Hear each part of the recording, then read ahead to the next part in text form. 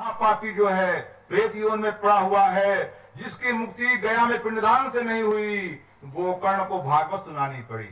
और जब गोकर्ण ने भागवत सुनाई तब जाकर 7 दिन तक निराहार रह करके और मात्र जो है भागवत की कथा सुन करके 7 दिन में धुंधकारी वो मुक्त हो गया। उसी के निमित्त से 7 गाछी का बांस जो है गड़ा हुआ है कि जो कोई भी अपने पूर्वज पड़े हो कहीं किसी प्रेत योन में, तो आकर के बांस में जो है इसी धुंधकारी के नाम से जो है स्थान लेकर के कथा का श्रवण करें। जिस प्रकार से धुंधकारी प्रेत योन से मुक्त हो गया है, उस प्रकार से अगर हमारे कोई पितर पड़े हुए हो वो भी सुन करके मुक्त हो जाएं। ये कथा जो है प्रेत पीड़ा विनाशिनी, प्रेत के पीड़ा को नष्ट करने वाली है। सब श्रोता लोग बैठे हुए तो धुंधकारी के लिए विमान आया आकाश से, और विमान में बैठ करके बैकुंठ चला गया कथा सुन करके।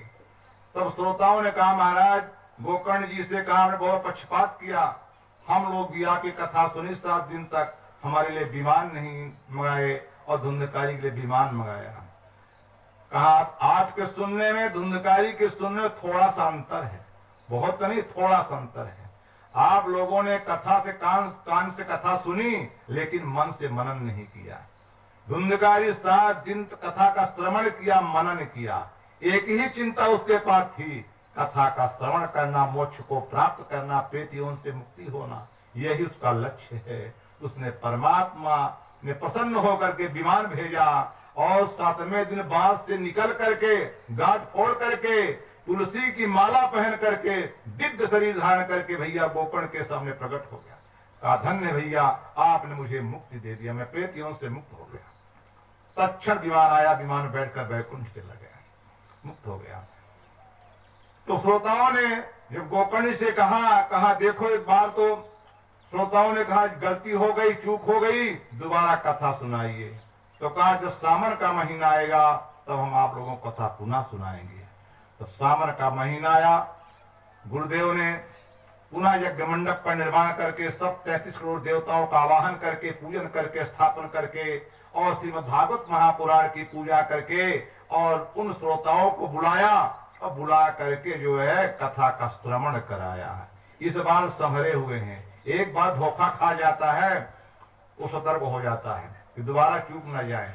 इस बार वो भी कथा का श्रवण किया, मन से मनन किया, तो उनके लिए भी 7वें दिन सुंदर बैकुंठ से विमान आया, उन भक्तों के विमान आया, उस भक्त उसी विमान में बैठ करके वो बैकुंठ चले गए।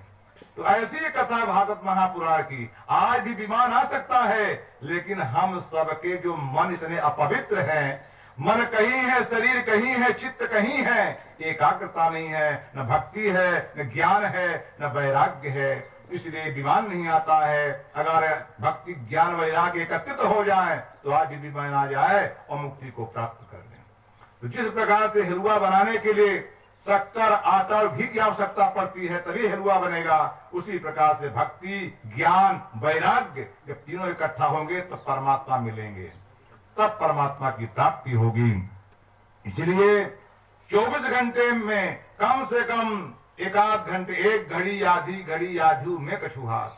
अरे 24 घंटे होते हैं भगवान के, आधा घंटा 10 मिनट भी अगर समय दे दो तो कुछ बहुत नहीं है। इसलिए मनुष्य के पास आज समय नहीं है, सब कुछ करने के लिए समय है, लेकिन भगवान के लिए समय नहीं है।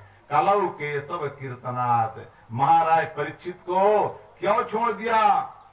उसको कलिकाल को महाराज परीक्षित ने अपने जो है वध क्यों नहीं किया? अत्ताई को, कलयुग को क्यों नहीं भगाया? इसीलिए कलयुग के समान कोई युग नहीं है। न तपस्या करना पड़ेगा, न यज्ञ करना पड़ेगा, न तो किसी प्रकार का जो है अनुष्ठान करना पड़ेगा, न तीर्थाटन करना पड़ेगा। घर में बैठ करके कलौ के सब कीर्तना, भगवान पर कीर्तन करेगा, नाम करेगा, तो प्रभु को प्राप्त कर लेगा। सतयुग त्रेता में बड़े बड़े यज्ञ करना पड़ता था, तब करना पड़ता था, तब जब प्रभु प्राप्त होते थे। लेकिन इतना सरल उपाय भगवान का नाम लेने से, कलौ के सब कीर्तना, कलयुग में केशव का कीर्तन करने से, नाम लेने से वो प्रभु आराम से प्राप्त हो जाते हैं। इसीलिए कलयुग को रहने दिया महाराज परीक्षित ने। उसने कहा कि हम ठीक है तुम्हारा वध नहीं करेंगे, लेकिन तुमको 4 स्थान 4 कमरे बनवा करके एसी कमरे तुमको देंगे, ऐसे एसी कमरे में 4 कमरों में रहो। कलिकाल को 4 एसी कमरा जो है महाराज परीक्षित ने दिया और इसी में रहा। कौन कौन से कमरे? जहां जुआ होती होगी, जहां दारू होगा और जहां हिंसा होगी, जहां काम होगा, इन 4 स्थान एसी कमरा उनको दिया रहने के लिए। हाथ जोड़ करके महाराज परीक्षित से कहा कलयुग, महाराज ये 4 स्थान बड़े गंदे हैं, जो आज 4 कमरे हमारे लिए दिए, ये 4 कमरे बड़े गंदे हैं, कोई एक आज जो है सुंदर कमरा दे दीजिए।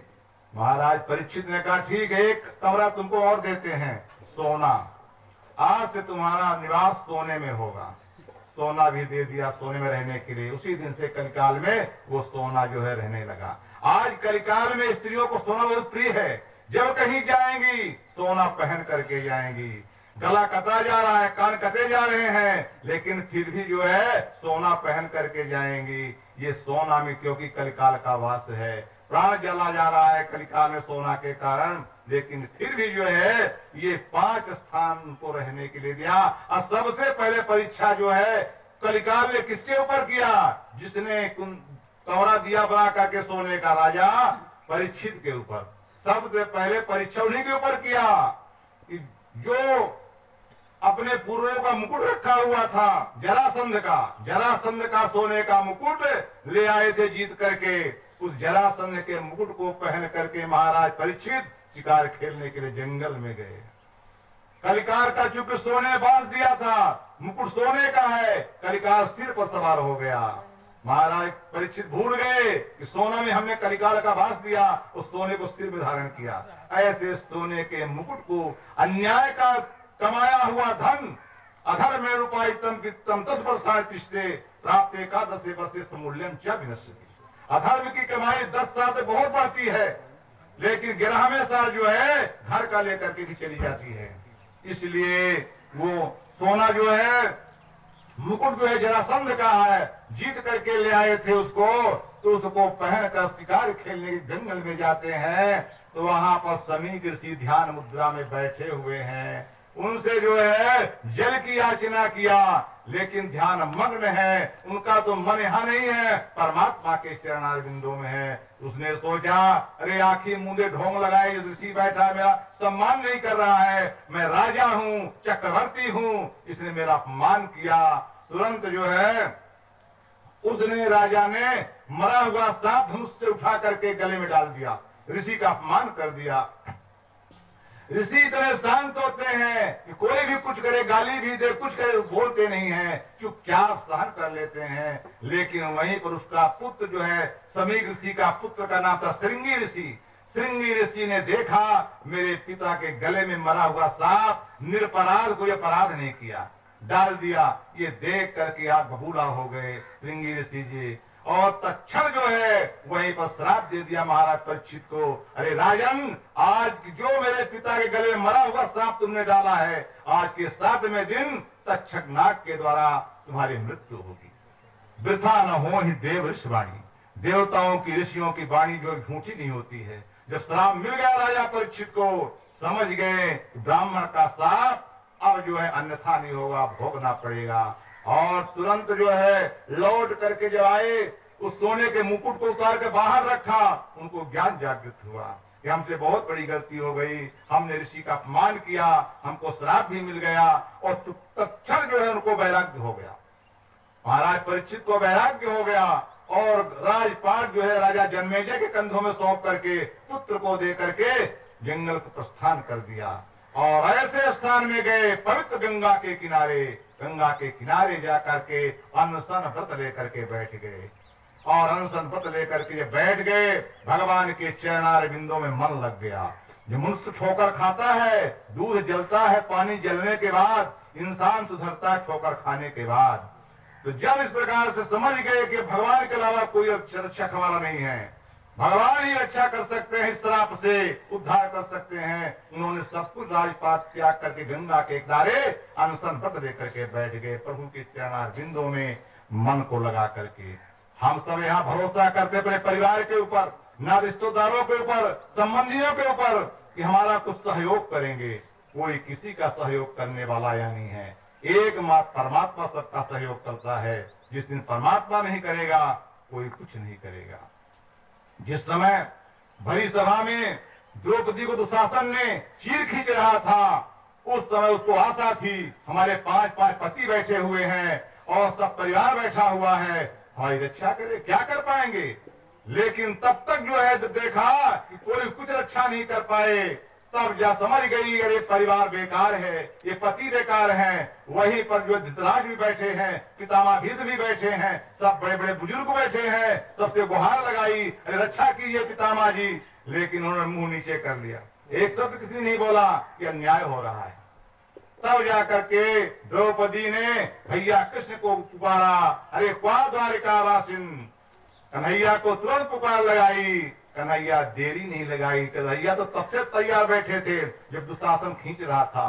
और जब वहां से चले, जिस समय मां लक्ष्मी जी भोजन की थाली लगा करके कन्हैया को भोजन करने के लिए ले आई, उस समय कन्हैया मात्र रोटी तोड़ करके सब्जी लगा करके खाने ही वाले थे। तो द्रौपदी ने गुहार लगाई, तुरंत थाली को रख करके और तुरंत भागे वहां से। माँ लक्ष्मी रुक्मिणी ने सोचा क्या हो गया स्वामी जी को, तुरंत भागे वहां और आ करके जो है आकाश मार्ग से आयो कन्हैया। पहले साड़ी चल रही है आगे आगे और बीच में कन्हैया है, पीछे उनका गरुड़ वाहन है, पैदल चल दिया। चलते चलते आकाश मार्ग से आए और तुरंत जाकर के साड़ी का ढेर लगा दिया। दुशासन जो है खींचते खींचते थक गया और साड़ी बीच नारी है कि नारी बीच साड़ी है, साड़ी ही की नारी है कि नारी ही की साड़ी है, फैक्ट्री लगा दिया। खींचते खींचते थक गया दुशासन जो है। इस प्रकार से द्रौपदी ने से कहा कन्हैया, अरे बहन हमने देर नहीं लगाई, तुम तो देख रहे थे अपने पतियों की, अपने संबंधियों की कि हमारी लाज बचाएंगे, इसलिए हम नहीं आए। जब तुमने छोड़ दिया ऐसा, मेरे ऊपर भरोसा किया, मैंने दौड़ करके तुम्हारी रक्षा किया, तुम्हें लाज को बचाया। तो इस प्रकार से सबकी लज्जा रखने वाले कन्हैया है और सबकी लाज बचाने वाले भगवान है। बाई को किसी नहीं कर सकता है। ये जो स्वार्थ माँ जो हमारा संसार में सब लोगों का एक दूसरे का जो संबंध है, ये मात्र स्वार्थ का संबंध है। जब तक स्वार्थ है तभी तक प्रेम है, चाहे पिता पुत्र का हो, चाहे भाई भाई का हो, चाहे रिश्तेदार रिश्तेदार का हो, ये सब जो प्रेम है स्वार्थ का प्रेम है। जब स्वार्थ निकल जाता है वो प्रेम समाप्त हो जाता है। एक सेठ का इकलौता पुत्र था, बड़े मान मनौती में पैदा हुआ था बालक, वो बुढ़ौती में जो है। अब सेठ जी के बुढ़ौती में बच्चा पैदा हुआ। अब जिसके बुढ़ौती में बच्चा पैदा होगा कितना ममता होगी बालक पर, कितना स्नेह होगा। तो बालक से कहा, बेटा जब तो कहीं बाहर जाया करो ना, तो सूर्य अस्त होते होते घर जरूर आ जाया करो। बालक ने कहा ठीक है पिताजी। कहीं जाता था, सूर्यास्त से पहले पहले घर आ जाता था। गांव में कथा हो रही थी, भागवत हो रही थी। बालक कथा सुनने के प्रतिदिन जाता था, भगवान की कथा सुनता था और आरती प्रसाद नहीं होती थी तो मैं चलाता उठ के सूर्यास्त से पहले पहले। एक दिन हो गया, 2 दिन हो गया, 3 दिन हो गया, चौथे दिन गुरुदेव ने टोका उसको, कहा रुको बेटा, तुम मेरी कथा सुनने के लिए प्रतिदिन आते हो और मेरी आरती नहीं होती, प्रसाद बिना चले जाते हो। हाथ जोड़ करके निवेदन किया गुरुदेव से, गुरुदेव हम इकलौते पुत्र हैं, अपने पिता के बड़े मान मनौती से पैदा हुए हैं, इसलिए हमारे माता पिता इतना बड़ा स्नेह है, आदेश दे रखा है कि बेटा जब कहीं जाया करो सूर्यास्त के पहले पहले घर जरूर आ जाया करो। इसलिए गुरुदेव मैं आपकी कथा सुन करके चला जाता हूँ। कहा इतना बड़ा प्रेम है तुम्हारे माता पिता का तुम्हारे ऊपर? कहा हाँ गुरुदेव। कहा ठीक है। गुरुदेव ने अपने पास बुला करके उसको प्रसाद दिया और कहा बेटा ये प्रसाद जा करके पा लेना। प्रसाद लेकर के बालक घर गया और घर में प्रसाद खा करके जलपान किया। रात्रि में इतनी तेज बुखार आई उसको, इतना हाई टेम्परेचर हो गया कि लगता था प्राण चला जाएगा। सारे डॉक्टर वैद्यों को बुलाया लेकिन किसी प्रकार जो है कारगर नहीं हुआ। किसी प्रकार प्रातः काल हुआ। जब कोई रात्रि में इस प्रकार के आपत्ति आती है तो रात कहना बड़ा मुश्किल हो जाता है। तो रात इतनी बड़ी हो जाती है कि लगता है अपार